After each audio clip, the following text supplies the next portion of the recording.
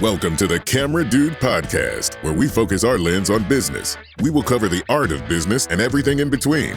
Join your host, Rob Moorman, a seasoned photographer and RV park owner with over 27 years of experience, as he captures insights from industry experts and fellow entrepreneurs. From mastering customer service to igniting creativity, we explore the common threads that weave through successful businesses. Get ready to click, snap, and discover on the Camera Dude Podcast. Welcome to the Camera Dude Podcast, where we dive into business, life, creativity, and the stories that shape us as entrepreneurs and artists. Hey gang, it's good to hear you again and good to see you. I'm glad you're with us. Today's episode is a very special one for me, personally and professionally. Today's guest is the reason my photography career is what it is today. His influence didn't just guide me, it forwarded the foundation of the photographer, business owner, and man that I became. He has extraordinary business acumen, legendary networking skills, and a lifetime of giving back to customers, communities, and to the professional photography worldwide. He is a master photographer, photographic craftsman, and a multi-degree recipient with Florida Professional Photographers and Professional Photographers of America. He has mentored countless photographers across Florida, and his community work includes All Children's Hospital, the Florida Orchestra, Kiwanis, and Flashes of Hope, and probably many more. He's now enjoying woodworking, gardening, family, and the good life he's earned. Welcome, Bruce Evensen. How are you this morning, Robbie? It's good to be with you again. Good to see you again. Last time I saw you, you were in the gardening, and out in the garden, and or in the garage making ties, fly fishing ties, right? Yes. Right, yes. Being retired, I have found one of the best things to do is stay busy. And I have a nice little man cave out back, which we call a garage, but it started as a photography commercial studio. That's why it was built. It keeps me busy. Like you say, I love woodworking. I'm such an amateur, it's not funny. I don't have the talent and craftsmanship that many people that I see and aspire to be like, but I do enjoy it. I get a lot of personal enjoyment out of it. In fact, I just rented a little place over at Derby Lane. They have a new Saturday and Sunday classes. No, it's a flea market. Oh, it's a flea market. So I bought a booth there. I'm not in the business of selling woodworking, but I do so much, and I create so much product that I can't keep it at the house anymore. I've got one room so full that it looks like a warehouse. So I'm going out with the hope of eliminating some of my products. So you'll be able to sell some of that, get it out into the community. Right. Buy myself a few more. Well, toys. I've known you a long time, and I know that if you do something, you do it all the way. So how many ties, fly hook ties do you have? Thousands. Yeah. Thousands. I tie flies. I enjoy it very much. We have classes every Monday night that I do in my garage. Cool. With a bunch of men that I've gotten to know. In fact, the same group and I get together twice a year and we go fishing down the Everglades, which we just came back from a week ago. And it's just a great thing, and it helps retirement. Tell me this first before we get too far. So you do the fly teaching. If someone wants to take a class, are you part of a fly tying group? Is it a club? What's it called? It's the Suncoast Fly Fishers. Okay. And we have a group. We meet every Monday night at my home, and it's from 6 to 7:30. We tie flies. Cool. I do most of the tying, or have in the past. Now we're trying to bring in more people and many of the students to start tying things that they like and all, and that's working very well.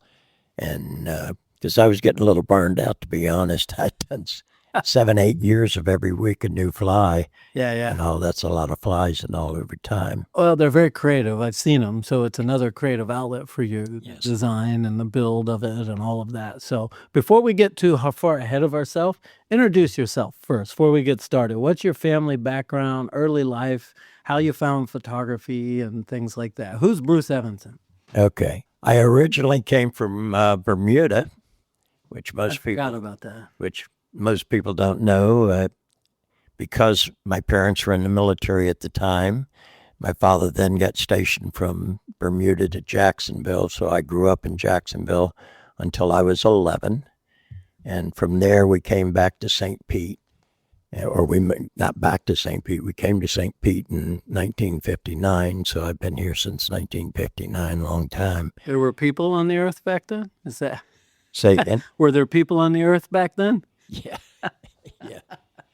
Listen, downtown still had the trolley tracks Cool. in it in St. Pete and all. So I've seen this area grow wonderfully over time. In fact, I wish it would slow down a little bit now. Me too. It's getting big. We have a lot of St. Pete natives that follow us and a lot of local business owners as well as abroad. So I'm sure they're glad to hear that, you've been here that long. I was born in St. Petersburg in 1966, so not long after you moved here. And then all of a sudden I moved here, not by choice. And I giggle because I live, eat, work, and play in a 10-mile radius from the hospital I was born in. Yeah. I never left.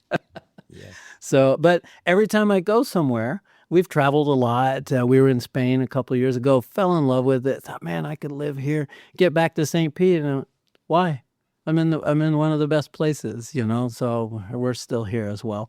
Well, that's awesome. Tell us about your life just in the beginning. So you're a professional photographer, and what year did you start? I started in 1973 here in St. Petersburg.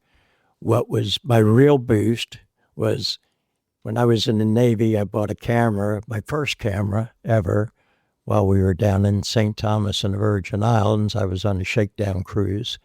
And so we were down there, and I bought this camera, and it just took me over.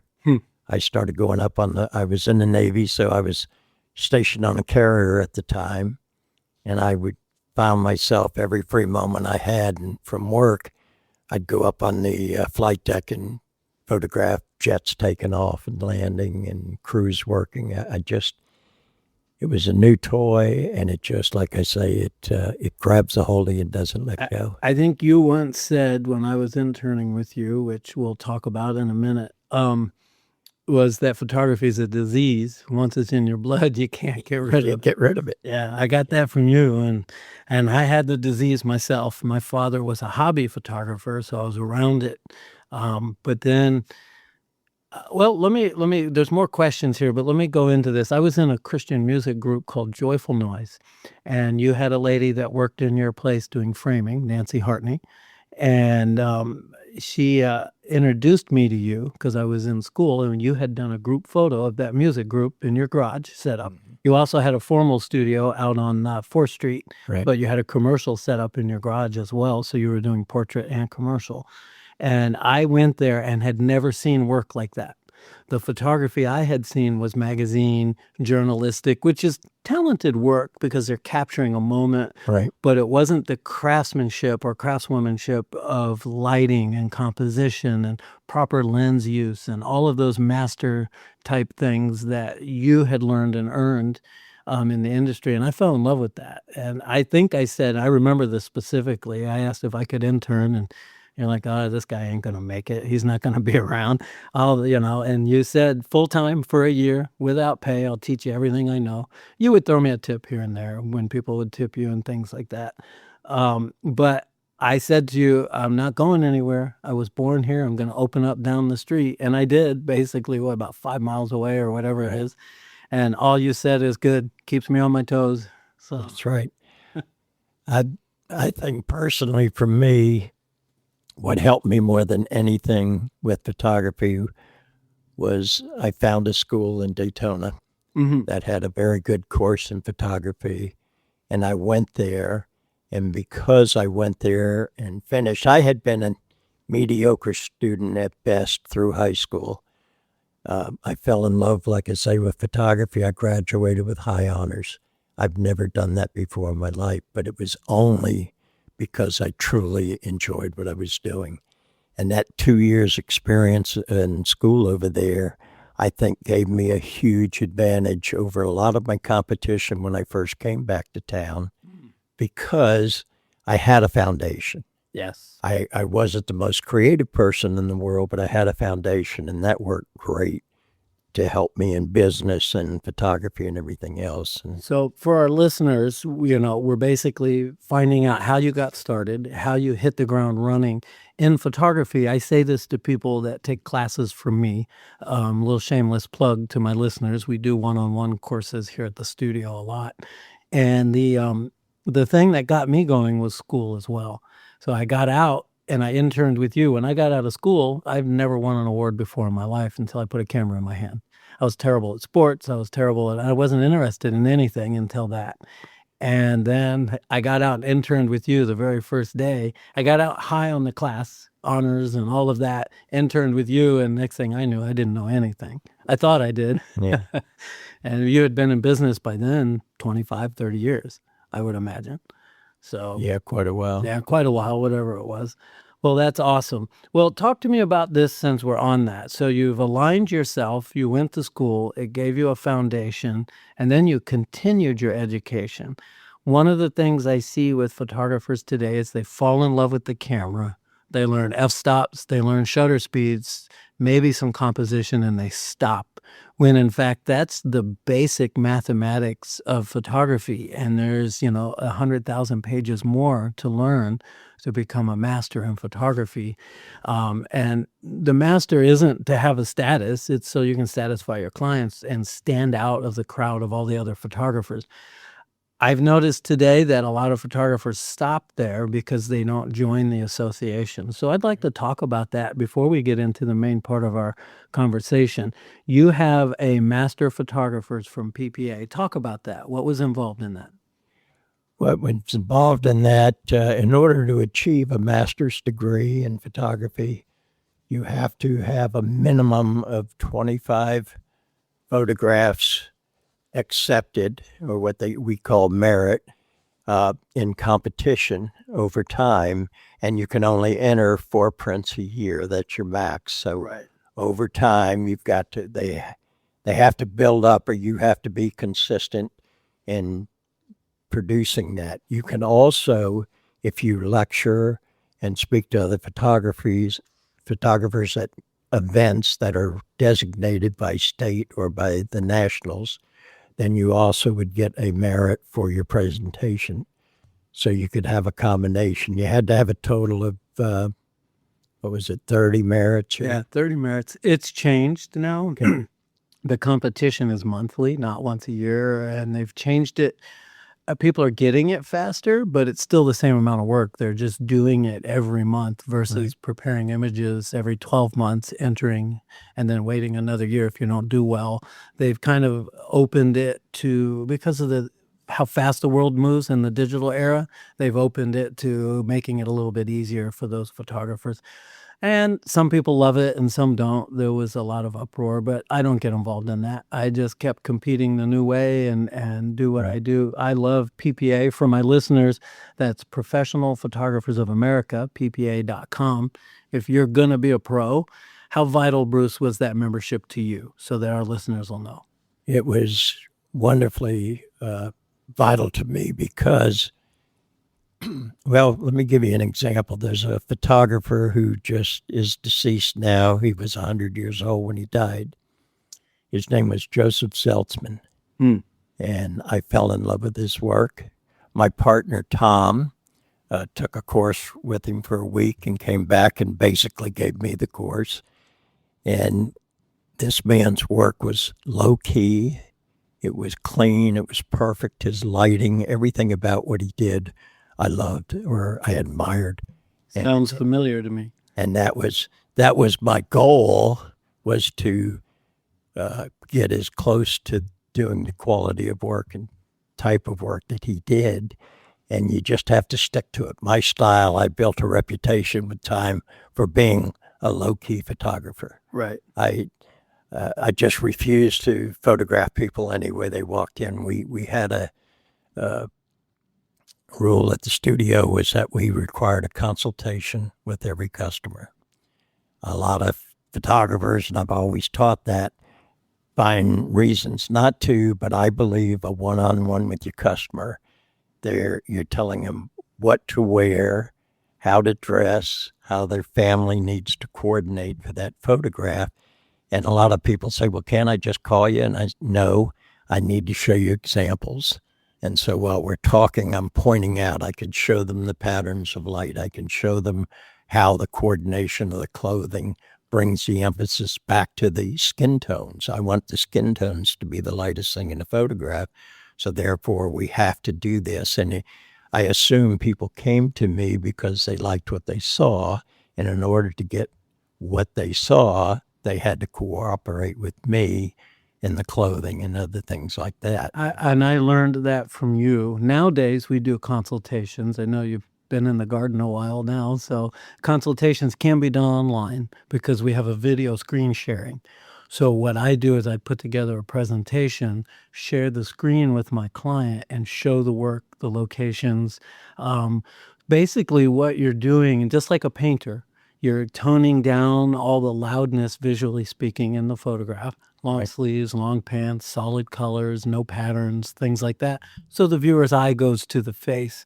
And it's important to show that because a lot of times you say, I want you to wear long pants. And they say, we're going to the beach. Who wears long pants on the beach? I say, well, it's a visual thing. Right. And here's why. And then I share the screen. And so same idea. They also come to us in person. I prefer that because I'm building a relationship with my client. Exactly. But in today's world, it's expected to just do a video call from home, and it just is. So it's kind of that way.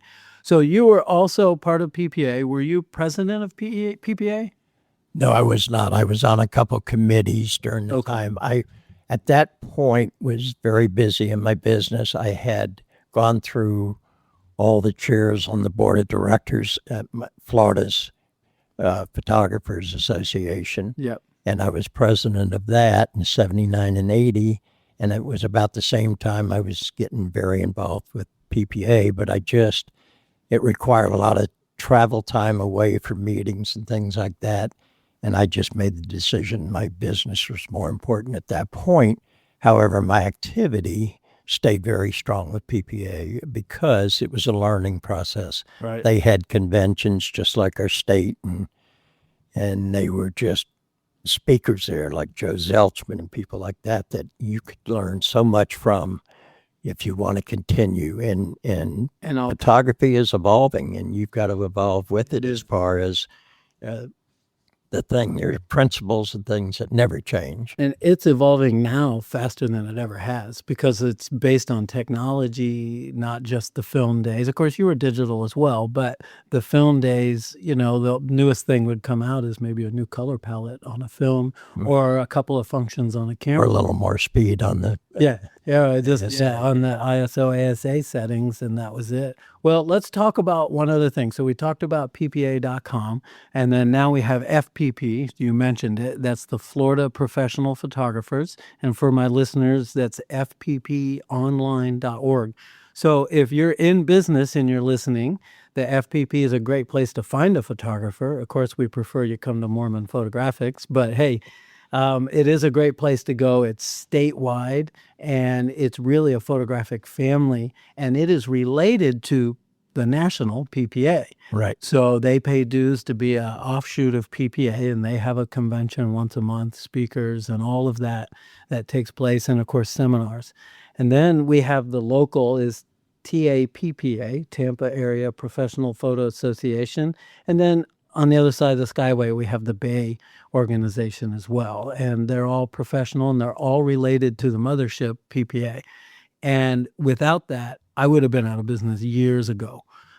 So photography school, the vocational school got me started. I interned with you. That really kicked it off. And then PPA helped me, and all their guilds helped me grow and become the photographer we are now. Tell me a little bit about that. You were also president of FPP at some point. Yes. To begin with, Bay Photographic, I actually started.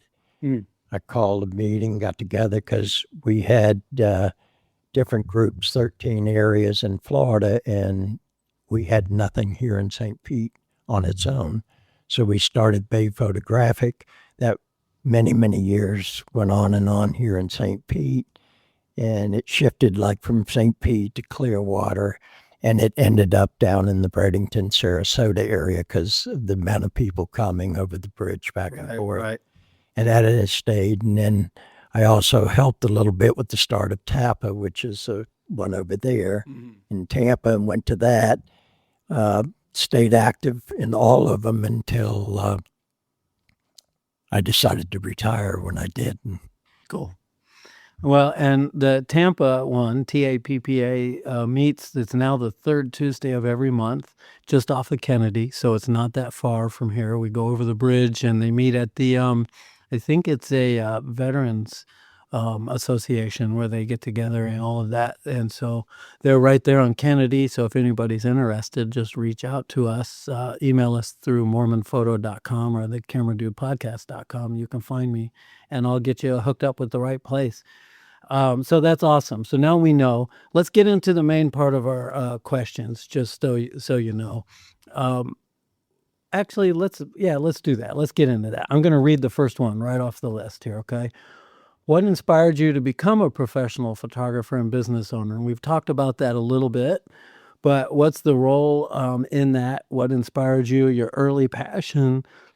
And then, of course, the founding of Thomas Bruce Studio, which is still going today, and I consider one of my partners in business. We'll talk about that in a minute. Right. Again, inspiration started in the military. The military didn't inspire me. The camera I bought while I was in the military got me very excited. That was in my last year of service, and this is back. I was in the service during the Vietnam era. I came back. I found a camera store here in St. Pete. I don't even remember the name of it anymore, but I used to hang out there just because Abner's? Was it Abner's camera? No, it wasn't. Romo? It was none of them. It's no longer. Oh, Cameras, Film, etc. Oh, Cameras, Film, is that Tom? Okay. Tom over there. Well, it was before Tom. Okay. All okay. Right. And I got involved in that, and somehow in the conversation one day, they told me about a school in Daytona. Well, I didn't know anything about it, so I got excited and looked it up and found out there was a good program in photography over there that was geared to portrait photography and a little bit of everything, but it was geared to a working photographer, not art only. And so I went over there for an interview and talked to them. And at the time, their classes or their next semester coming up was full. So I said to one of the professors there, I said, would you, if any chance somebody's a no-show, call me? Well, I started JC back here in St. Pete again. I think I was in my first or second day, and I got a call. My mom said, you got a call from Daytona. They have a space you can take. I love it. I packed up my car and went to St. Petersburg. I didn't even withdraw. I had to have my parents do that because I was already started here. I went to Daytona, enrolled, got into the classes, spent a couple days in the back of my car sleeping because I hadn't found a place yet. And I wasn't a rich man. So, that worked out fine. I met another fella named Tom Bergen. If you associate Tom and Bruce, that's how it all came together. Tom was also there. He had come. And so we met each other, got talking. He was staying in a little one-room slumpy place that it was all he could find at the beginning. So he and I went looking, and we found a place to live.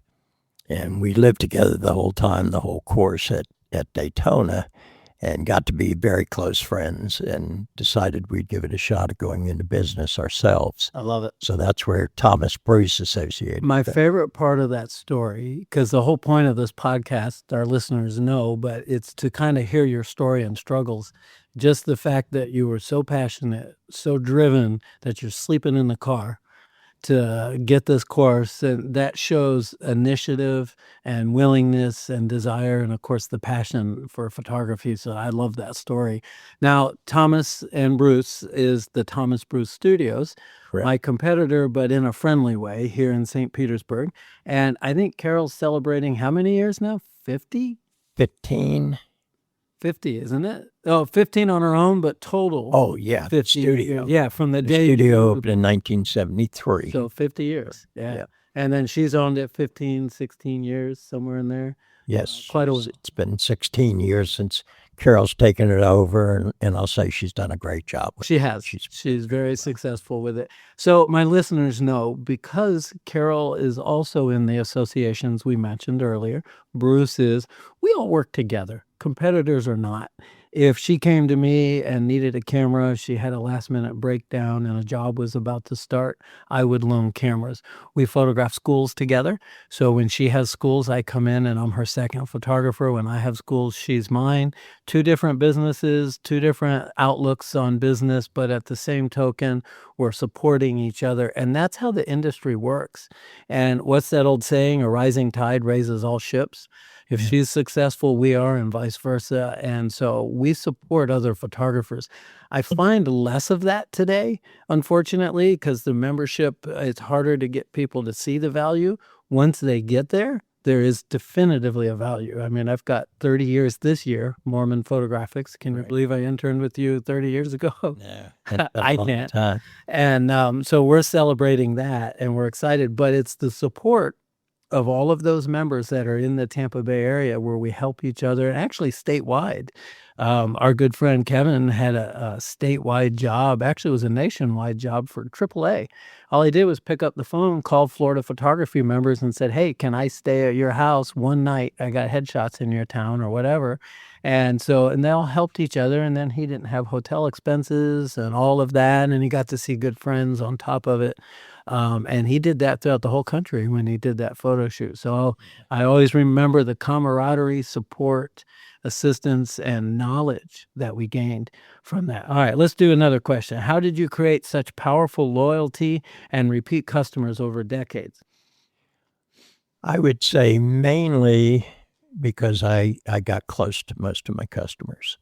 People that were, I mean, there are people that come and go all the time, but there are people that become repeat customers, and they become that way because we find we have things in common. We talk. That consultation I talk about is a great way to get to meet mom and dad. Usually you deal with mom.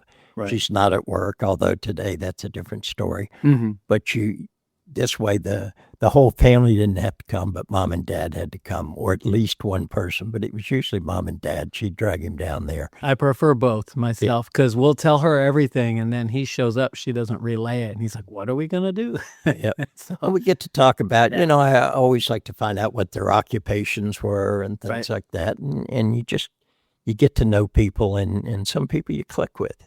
yeah. And those are the people that are very important to your business. I had a customer that I started that way. The biggest wedding I had done at that point was their daughters. And for years, they came back and had portraits done of the children over time. Then the second daughter got married. Then the son got married. And it just kept going on. And then I did those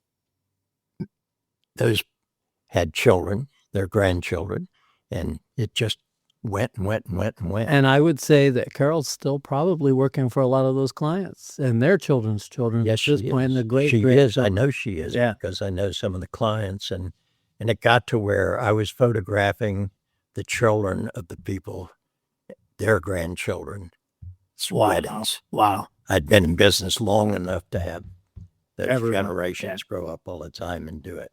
The beautiful part is we have that too. I learned that from you. I was in the middle of COVID. We did an online meeting for TAPA because we couldn't get together, and they asked me to speak, and it was about networking. And I actually titled it, Actually Give a Crap. That was the title. And I said, what does that mean? And I said, well, the people that are coming into my studio aren't just numbers and revenue. They're human beings. Actually, forget about the money. Right. Show up, do the absolute best quality you can do, service that you can provide. If they can't make it to pick up their work, I drive it to their home. We do all things because we care about them. And we too have had families that have been here 30 years. I just did a family's portrait of their children just before they left for college this year.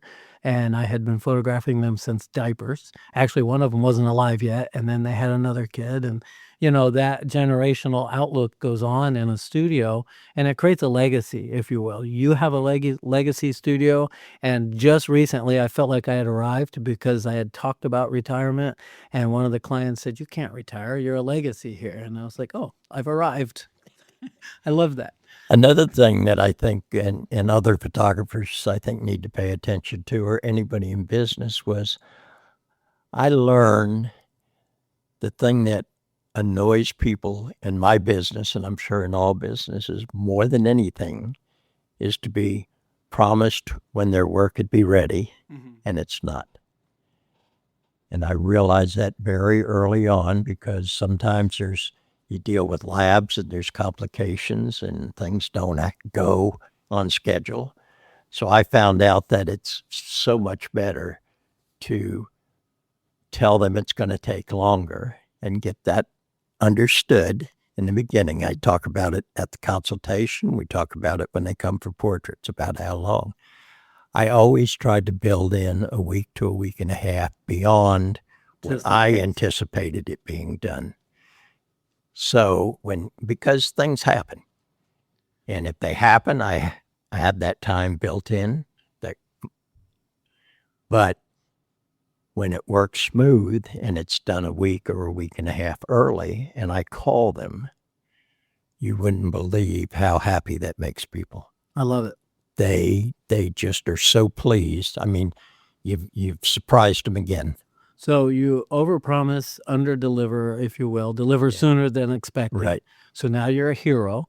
But if there was an issue, back then there was a lot of albums being produced, and maybe it took longer, or the albums were back ordered at the lab, or whatever it might have been, you had enough breathing room to still keep that client happy. And back then things took longer. And I also found out when you made a mistake, whether you thought it was a mistake or the customer thought it was a mistake and you don't agree with them, I found it was easier to just finally come to the conclusion and just say, what will it take to make you happy? And if they were unhappy about something, I'd say, okay, we'll do it. And you kill the argument, you kill them getting upset about it, and you satisfy them. Sometimes it's legitimate.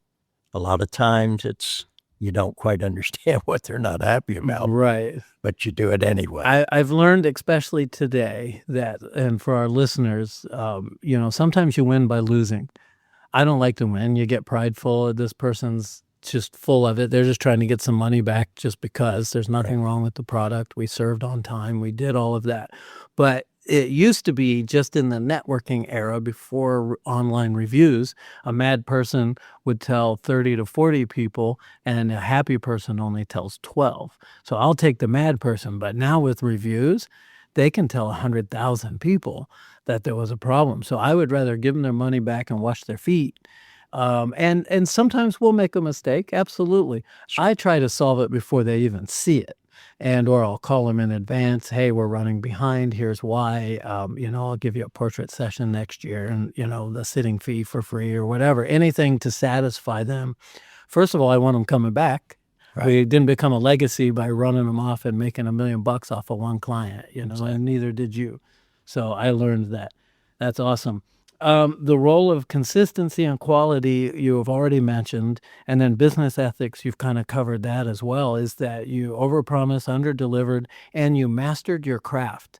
But would you say, and I think this goes in any business, no matter how good you are, you could be a woodworker, build an absolutely gorgeous desk, but if nobody knows you exist, or you can't deliver it on time, you're, running around in circles for no reason. Don't you agree? I absolutely agree. So it's not enough to just hang a photo sign out, theoretically speaking. And exposure too. I wasn't good at it, but I wasn't good at selling myself to strangers. But I did find out with time that the only way strangers are going to find out is if you get the word out. Yeah. They don't know you exist. You assume that, I've been in town 10 years now doing business. Everybody knows me. No, they don't know you. And again, if you don't tell the world who you are and what you do and show them, they don't know. So you've got to find ways to promote yourself and sell yourself and create exposure. Even in the digital era, I do online ads and targeted marketing on social media, and I do all of that. But the number one customer retention, if you will, and or gaining new customers is networking. So I show up, and I learned this from you. We photograph a lot of galas in the area and help those charities that are trying to raise money. And even though I'm there, I'm helping them. They didn't have to spend on a photographer. I get my name in lights, and half the people in the room I've worked for. So the more they see me, the more they see us giving back, the more they realize how serious we are about, first of all, our community here, as well as being in business. And I think that sets us apart. It really does, because there's a lot of photography going on out there right now where maybe it's part-time, and I'm not knocking that. Part-time's fine. Just treat it like an actual business. Full-time or part-time doesn't matter. And I'm always worried about the clients themselves. To be in business and to be real, you've got to have business license, tax ID number, and liability insurance and all of those things. If a bride hires a wedding photographer and they don't have insurance and someone trips over their camera bag, maybe hits a head, the bride becomes responsible, or whoever signed the contract with that photographer. So they don't realize that it's creative. It can be a hobby, just like music, right? You play music at home for the kids on your guitar. Maybe you play at the campfire. Maybe it's a step up. You play at church or at a local establishment in town. Right. Or you travel the world and play in front of 50,000 people a night. Photography is the same way. I like to think of us as the local photographer, the local musician that everybody knows and goes out to see in town because we've been around and that's what we do. Certainly don't travel the world. I don't want to. I wanted to stay home. Moorman Photographics, where every click captures the essence of life's most precious moments. Our studio stands as a beacon of creativity and professionalism, offering a myriad of services tailored to your every photographic need. Whether you seek a studio portrait or the allure of on-location sessions in the Tampa and St. Petersburg waterfronts or lush parks, we bring your vision to life with creativity and professionalism. Corporate headshots, we excel at those too, providing impeccable quality whether in the studio or at your corporate headquarters. Need portraits for a large team or event? We orchestrate seamless setups for groups or individuals. But our expertise doesn't stop there. From high-end school portraits to photo restoration, from pet portraits to product images, our portfolio spans the spectrum of photographic artistry. Led by professionals with degrees in both photography and fine art, our team is dedicated to exceeding your expectations with every frame. Step into our studio where creativity knows no bounds. Contact us to book your session today at moormanphoto.com. All right. Advice for the young photographer starting from scratch today. Skills, mindset, avoiding mistakes, all of that. What can you say? I would say, first of all, you're in love with something. And if you're in love with it, you need to know all about it. I love it. I would recommend highly school. Start with school. A school that is designed to show you the photography the direction you're in, and to teach you that was such an advantage for me to have those 2 years coming out before I went to school, and that really worked well. Another thing I'm going to say to any photographer is there's one thing you have to learn, and that's light. Yes. You cannot take a photograph without light. Light is everything. Yeah. It's dimension, it's shape, it's pattern, it's texture, contrasty, it's flat. There's all kinds of light. If you can learn light, if you can learn to see light, if you can learn to control light, if you can learn to create what light does with artificial lighting, you will have an advantage in photography over people, because a lot of photographers are lazy. They don't do it. They learn some composition and things like that, and all of that matters. But the prime thing in photography is light. You cannot do photography without light, and light creates the mood, the place, the time of day, all of that. So if you spend more time on learning good lighting, you will be a better photographer. And what I hear you saying, which of course you've taught me, is that it's not about just having enough light for exposure. It's about molding the light, shaping the light, manipulating the light. Right. You used to say in the studio, you light the pose. Outside, you pose the light, but it's all about light. So you're posing to the light that exists outside, Right. finding good light and good background. And then inside you pose, and then of course we're working with lighting equipment and we light the pose. The word photography is Russian, and I think it's a little bit Greek if I remember right. Don't quote me on that part, but it means to write with light.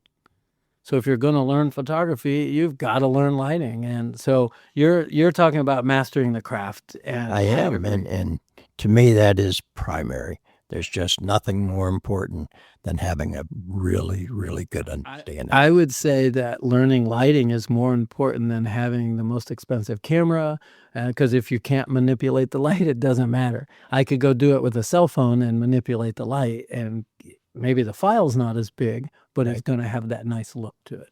I know. For example, I used to teach a lot of private classes in my studio and all in the evenings. And many times I had doctors and people from other professions that had equipment far superior to the equipment I had. Yes. And their pictures look like snapshots from a little quickie camera. And it's amazing. They buy it because they think the better camera is going to make better photographs. It has the ability to make the quality of the photographs, as far as sharpness and resolution and all that, much better, but it still takes a photographer to know when to push that button. Yeah. It's all the difference in the world.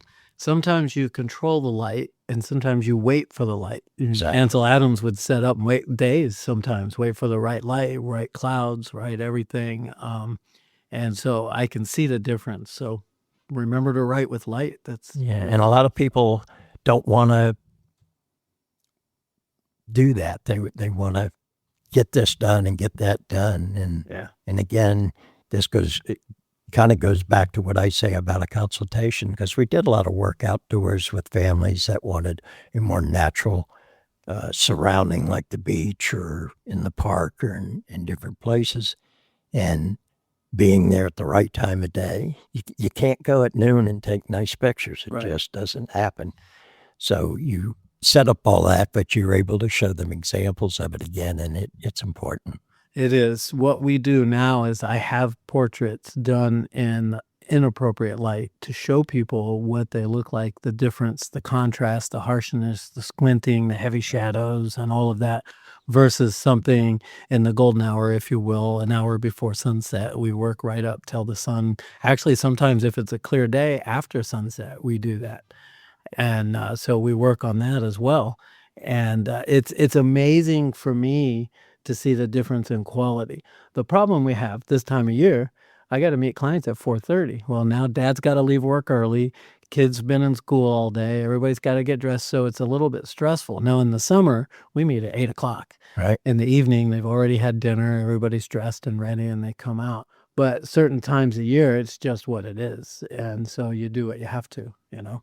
All right, let One me other ask. thing I want Go to ahead. mention about light, too, it's simple, but a lot of people just don't give it any consideration, is light always creates a shadow. Right. Always creates a shadow. If it's flat light, the shadow's behind you and you don't see it.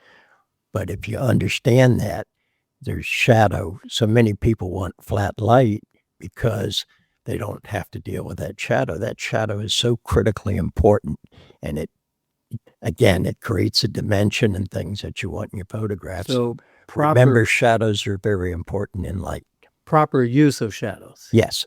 is the key. All right, Yeah. I love that. And So the direction they fall and where they fall and all that. let's ask a question here. Number 4, studio environment and branding. Thomas Bruce Studios always had amazing curb appeal. You understand first impressions. Tell us why the environment matters when people come into your studio. Well, like anything, we developed a clientele that probably had a little more income than the average man, because they could afford, where prices were not cheap. But you have to make them, this is something that's going to go into their home. Right. And you kind of got to give them a place to come to that feels like home or feels warm. I had to do it more in landscaping because we were in a building that was built back in the 40s. Older building. Wood frame building that had asbestos shingles on it. So I could only take it so far. In the beginning, it wasn't my building. And so I just had to live with what's here. But you make the presentation nice. It's again, important. These people need to be comfortable. You don't want to go into a place where you feel that. I think the age of the place gave it some charm. Actually, Probably did. It did. And you basically, as a business owner, what you did is you honed your craft. I'm kind of putting it all in a nutshell. You created a high-end product, high-end service, and then you went to families that were had discretionary income, and you provided a high-end service similar to an auto dealer. Let's just give you the idea. If I buy a Ford and I go to get it fixed, I sit in the repair room waiting for them to fix my car, and there's a pot of burnt coffee. But if you buy a Lamborghini and you're waiting for them to repair it, they're going to give you a flavored coffee, and there's probably a barista right there making, it's a difference in service quality, but there's a difference in the final quality of that car versus my Ford, and your photography was the same. And that's what you built it on. So that's the nutshell. So first impressions are important. Studio can't smell, has to look good, has to be clean, organized. There was somebody in town I won't mention, but I always knew if they were shopping for a wedding photographer back when I did weddings, they would come to my studio and I'd hear them say, wow, it's so nice and pretty in here and it's organized. And I knew exactly where they were earlier in the day before they came to Like I me. do too. Yeah. But it was an amazing thing. And they were good people as well. They just ran their studio different. Right. And so that was a lot. Navigating hard moments. I find that important. Tell us about a time you had a disgruntled customer, don't mention names, and what you learned from it. How did you handle it? How did you turn it around for the customer to be happy and be in the favor of your business? Again, like I said a little earlier, if I had a woman that we had a children's plan back then where we photographed children every 3 months of the first 2 years of their life. And we didn't. She was a very faithful customer about being there. Every 3 months we'd get it scheduled and she'd show. But there was always a spot that I couldn't see somewhere. I don't know what it was, but every time there was always something. So I would reprint the photograph for her or whatever. And second time, it disappeared. Well, I never saw it the first time. If I compared them, I couldn't see it. But anyway, we dealt with that for about 2 years. And then I think it was the last one in the series or whatever. Like usual, she came, she got it, seemed happy, left. Came back From the parking lot and said, see this spot? I couldn't see it. I said, I'm going to fix it. She said, would you? And I said, yes, I will. She should know that. I've been touring it. Yeah. 2 years for her. But anyway, she went on to complain. But she said, can I re-up for this? And I said, no. She said, what do you mean no? I said, because I have a hard time satisfying you, and obviously something's not working between us. And I said, I think at this point you'd be better to go somewhere else. And I just let her go. Wow. Only because it was every time. And I knew I didn't want every time again for another 2 years. So there's a saying nowadays where sometimes you have to fire a client. Sometimes they fire us. Yes. So in this case, you had to fire the client. Right. In most cases, it's what's the problem? Something maybe you didn't notice. There might be a little fingertip sticking out somewhere or whatever. Right. That you just say, you look at it and you never noticed it to be a problem, but you just say, okay, I see that. I will fix it for you. Will that satisfy your needs? Yes. When you do it voluntarily, you're not arguing and fighting with them. Just say, I can do that. Or, and a lot of times you bite your tongue because it's not a problem. Right. It's usually not. Photograph. But you win by losing. keeping them happy, serving them. And sometimes we do make mistakes. There might have been an issue. Absolutely. But most of the time, because I interned with you, if that print came back from the lab and there was a problem, you sent it back and they rushed it overnight and got it to you. And you got it to the client and they didn't even know there was a problem. Right. So like you said, sometimes you have to fire clients. And I had that here. I've had that. It just happened. Some people just turn out to be non-compatible. Going back, I had a lady come in one day. She wasn't a client. She was a walk-in potential customer. So I talked to her, and she looked around, and I talked about the dark clothing and all, and she said, "This kind of reminds me of death." I said, "Oh?" And she said, "Yeah, everything's so dark." And I said, "You know what? There's a photographer over on 9th Street who would take your picture in anything you want to wear. I suggest you probably go see him because this is how I do my photography." And so she left. She wasn't happy, but she wasn't, I gave her advice. I learned in time that some people don't want to be happy or you're never going to make happy. Right. Because she saw your work in advance. So it wasn't like she was blindsided. It was all over your studio walls. You did a consultation. I can see that. Exactly. For sake of time, let's move on a little bit. So one of the things that you taught me is, of course, community effort. I want to spend a little bit of time here. We're running short on time, unfortunately. But what you did a ton of charity work as a business owner in town. So I'm going to read it off and then just have you talk about it. Let's see. I'm going to read it directly. Your charity work was legendary. Tell listeners about your studio's involvement with Johns Hopkins All Children's Hospital, Flashes of Hope, the Florida Orchestra, and I think Kiwanis, if I remember right. You did a lot giving through. Well, I was a Kiwanis member. Okay. So I got involved with activities that they did Perfect. and stuff like that and took care of photographs for them for publicity for the Kiwanis Club. And they do a lot of charity work. Yes. So that's yes. the Their, point. their goal was helping people in the community that were in need. Perfect. Things like that. So that's Thomas Bruce Studios, Bruce Evensen giving back and all of that. Tell us about All Children's because you did how many years? All Children's I did for, I think, over 25 years, I know. It could have been closer to 30. I left about the time that Johns Hopkins came. When I did All Children's, it was All Children's. It was not Johns Hopkins. Right. Johns Hopkins is now. But as that changed and other people that I worked with changed, and I was at the point of getting close to retiring, we just kind of phased out. They didn't call me. I didn't pursue it back to go on with them. So that But you did separation work, but how many working years? with All Children's was touches your heart. Right. I go back to Kiwanis. We had a speaker named Joel Momberg who came to my Kiwanis club. I remember one day Joel. Yeah. and spoke.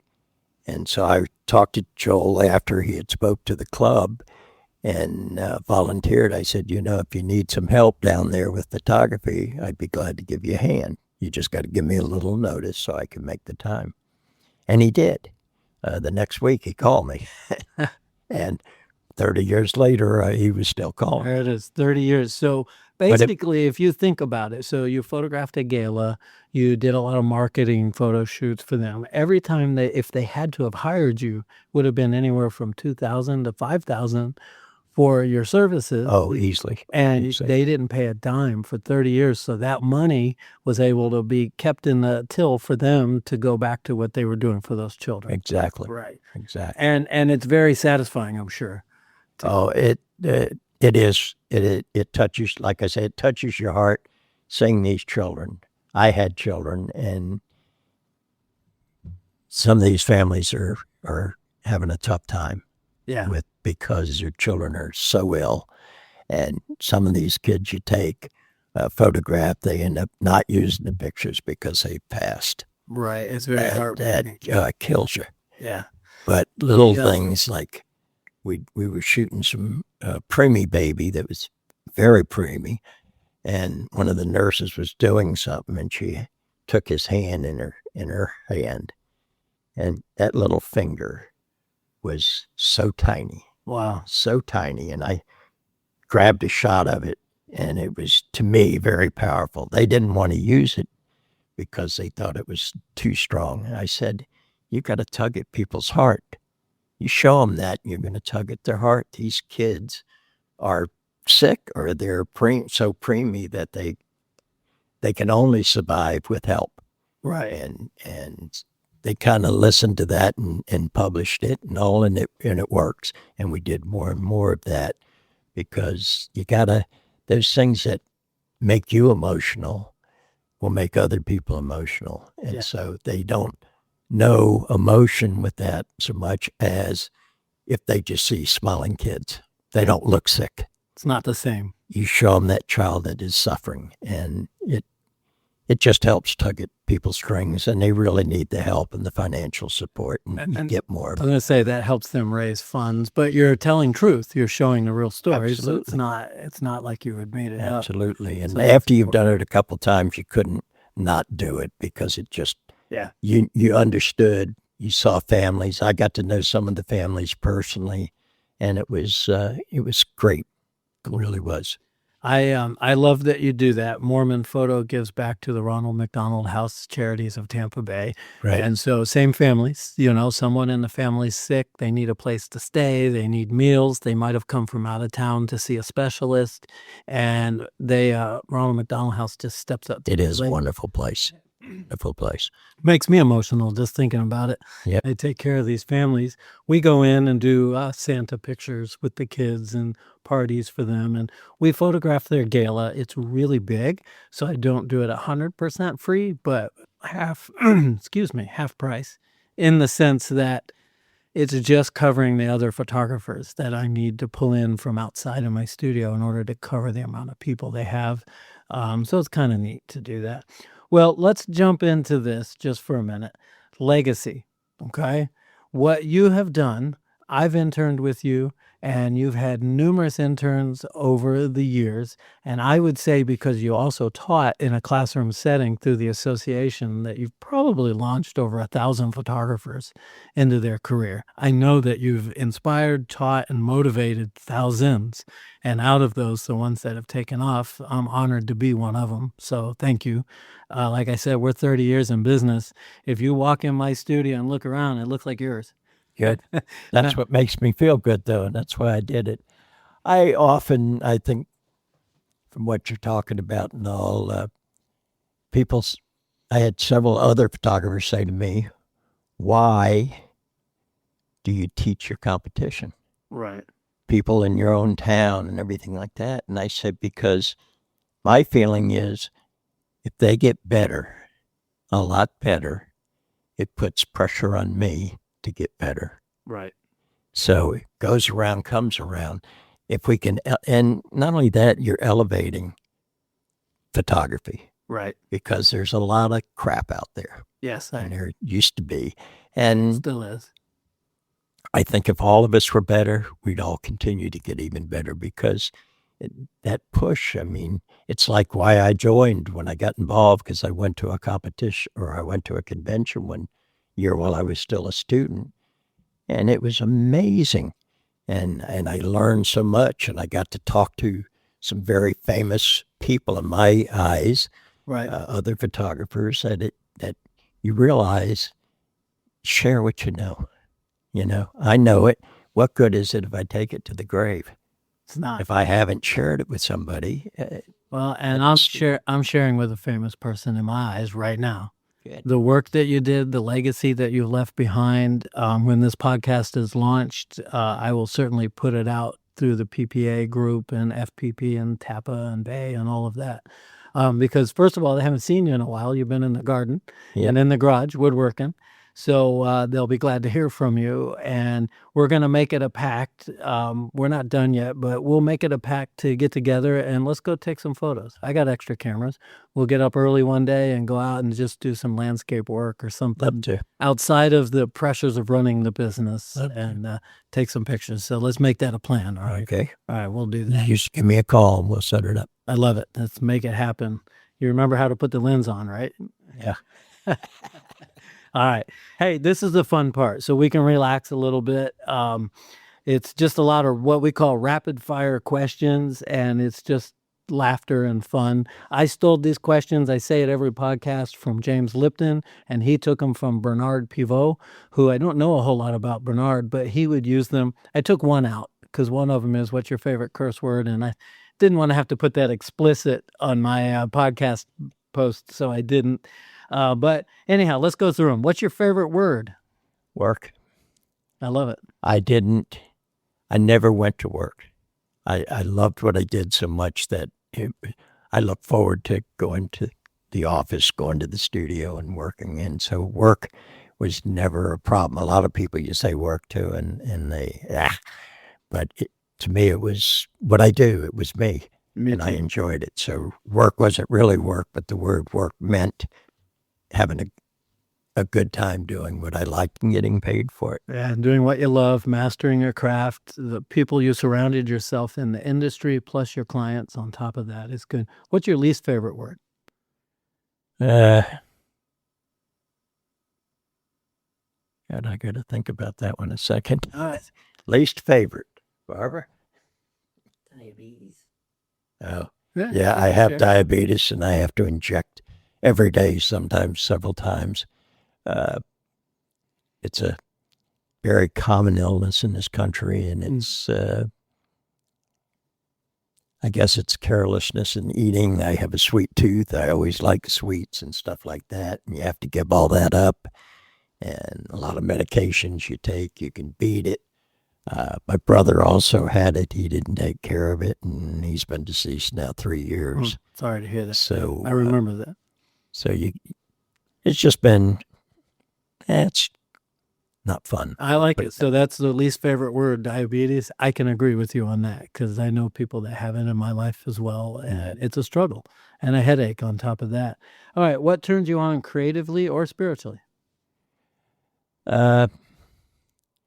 Creatively, again, I'll go back to Joe Zeltzman. He taught me a lot. He made an impression that stuck. I am not the most creative photographer out there. I was always consistent with doing things to perfection and Right. how they were done, but I wasn't always the most creative. There were some photographers out there that are unbelievably creative. Yeah. And I admire those people still today. They've been past me the whole time in their creativity. But technically, I was in there. It was good. I did well because I stayed to that. You played the game. You went to home plate. You swung, and in my opinion, you hit a home run. Can't compare yourself to others. There's always somebody more creative or more talented in some area of whatever it is in the world. So you always have to know that you made an impact in this community that's still going on today. And so to me, that's huge. 50 years? That's a long time serving the Tampa Bay community and abroad for that matter. But I think it just shows that I loved what I did. So what turns you off in life? What's my what? What turns you off in life? Overly boastful people. All right. I had a big head. Yeah. I mean, there are very intelligent people that show that, and that's fine, but some people just are full of BS. And that gets all real. I like how you don't beat around the bush. All my young listeners will be, oh, did he just say that? But yes, you did. And I agree with you, by the way. I don't care if you have $20 million, $80 million, $100 million, or if you make 30 grand a year. I treat everybody the same. I don't envy the other. I mean, sure, niceties are niceties, but I go to my normal home and they go to their big home, Right. But we'll go hang out somewhere, listen to music, do whatever. And their life is theirs, ours is ours. And I don't like to boast about it. No. Does that make sense? You have what you have, but don't wear it like an ornament on you. Oh, I know. I know. Yeah, that's... Well, and I just get that feeling that they're, like I say, the BS is so heavy because, half of what they're telling you is a lie. Yeah, there's nothing behind it, maybe. So that's not everybody. By the way, we know some very successful people that live in a beautiful way, and we love them, and they've earned every bit of it. But then there's others that put on a mask of having all that, but they're either in debt up to their eyebrows or they don't Maybe they're on their way. I don't know. Who am I? All right, next question. What sound or noise do you love? I think the sound of birds singing. Easy. My hearing went bad years ago as I get older. When I first got my hearing aids, I heard birds that I hadn't heard for years. Wow. Just even in my yard, that sound became very distinct and pretty. And it just, I don't know. When I hear it, I truly enjoy it. I like to connect with nature and not being able to hear it. I understand that if you couldn't hear that. And, as I get older myself, I don't have hearing aids yet, but I notice a difference. They come. Yeah, I like it the just glasses. does. What sound or noise do you love? So the next question, what sound or noise do you dislike? That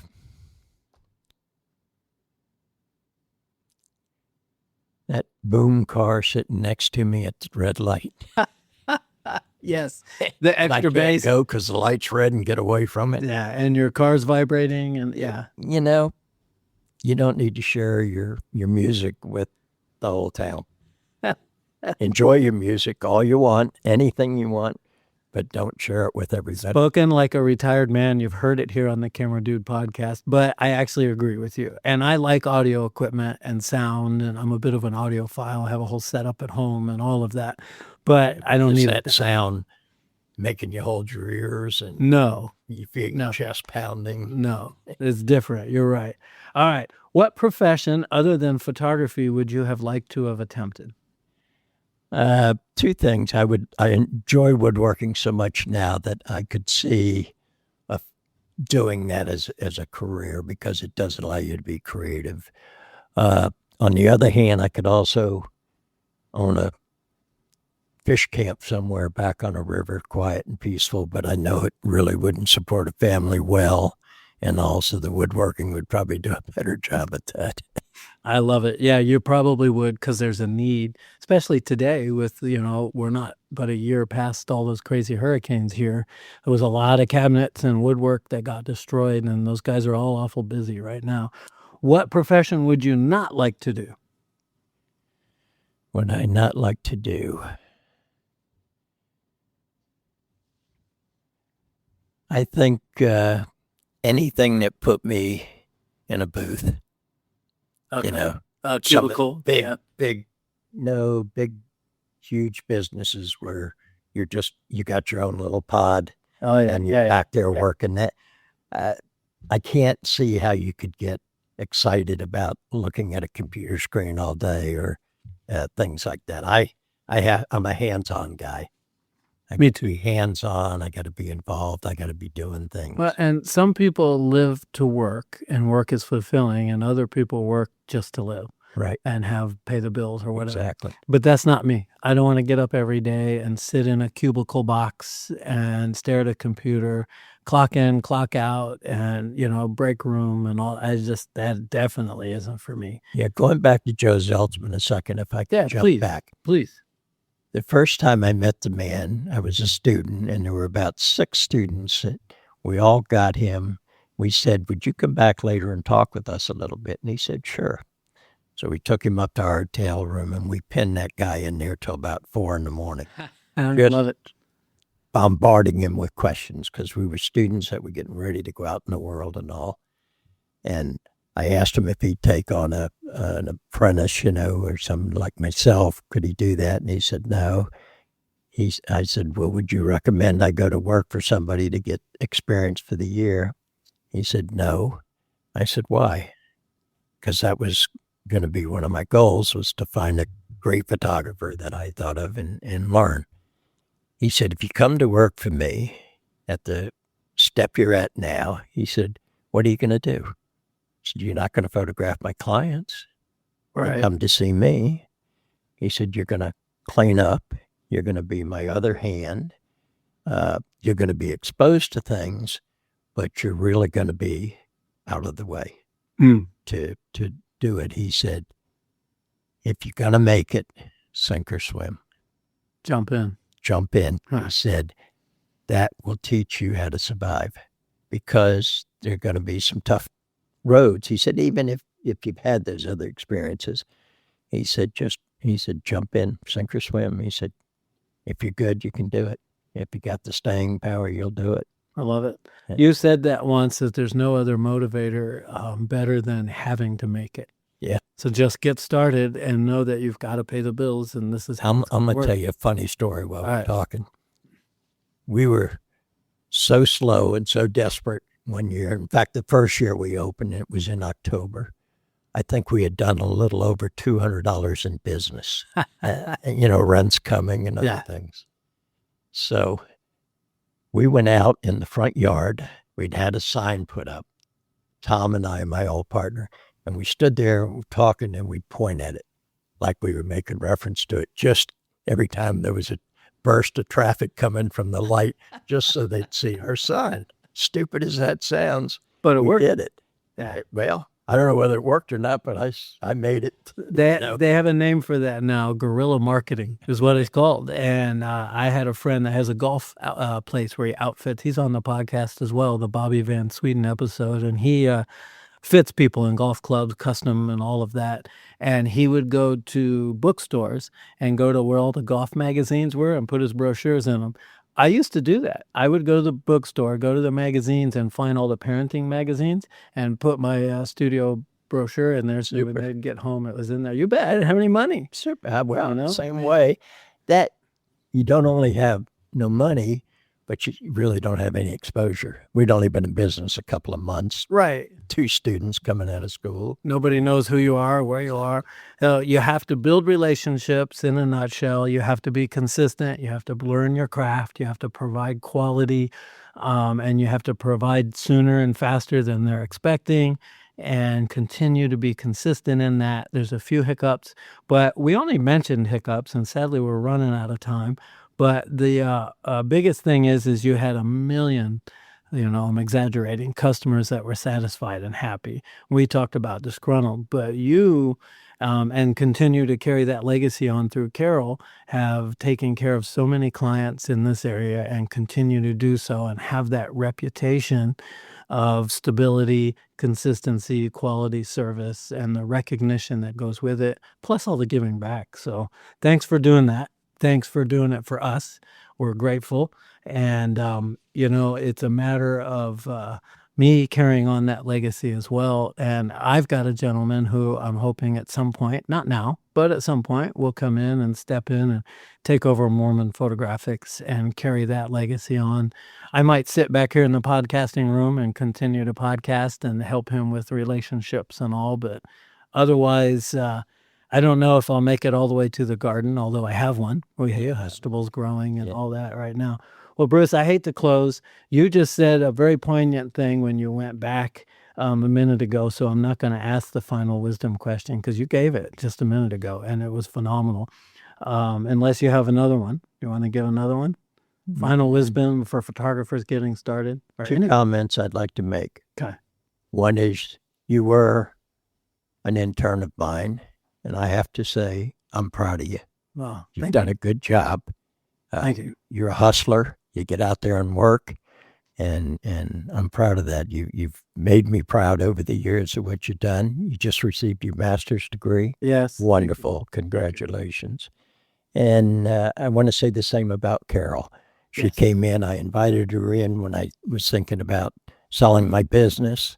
Talked to her about it. She talked to her husband. They both came and talked, and we worked out a deal. I bought a little statue when she said they weren't interested in it, and what it was a pair of hands shaking. Oh, wow. And I said, if you can't do business this way, then let's not go forward. I love it. I don't want lawsuits over this and that. You get your lawyer, I got mine, our accountants, but let's do this nice. And the right way. And we're still good friends today. yeah. She still calls you for advice. I know she tells me. As a matter of fact, while we're podcasting, I see that she's texted me twice. So we talk on a regular basis to get a lot done. Well, Bruce, thank you. I always say that I'm going to make somebody cry on my podcast because I know then it's deep, and you turned it around. You made me cry. Thank you for saying that. I appreciate it. all the hard work and years of blood, sweat, and tears and Yeah. failures and successes and still going. We're still going through all of that because that's business ownership. So, Bruce, thank you for being here, and thank you for shaping my life and career. Your mentorship created a ripple effect across the photography world, and this particular episode will stand as a tribute to everything you've given to me, to other photographers, to your clients, and of course to this community. To our listeners, never hesitate to reach out to the people who have paved the road before you. They are living libraries of wisdom, experience, and grace. Stay safe, be peaceful, and always look up for direction in life. Catch you on the next Camera Dude podcast. Thanks for tuning in to the Camera Dude Podcast. Don't forget to visit us at cameradudepodcast.com for more episodes and exclusive content.